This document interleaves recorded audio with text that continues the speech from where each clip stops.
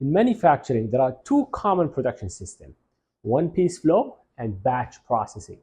Let's take a closer look at both. In a one-piece flow system, each product is completed from start to finish before moving on to the next one.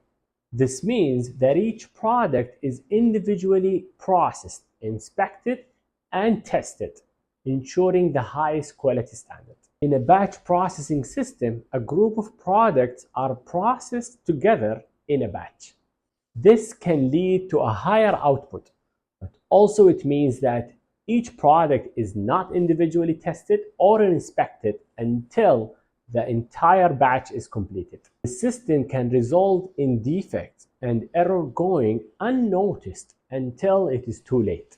Studies have shown that one-piece flow systems have a higher quality standard and a lower error rate, while batch processing system may have a higher output but at the cost of lower quality standard. Which system is the right for you? Ultimately depends on your production goals and priorities. However, it's important to carefully consider the quality standard of your products and the potential of error before deciding on a production system.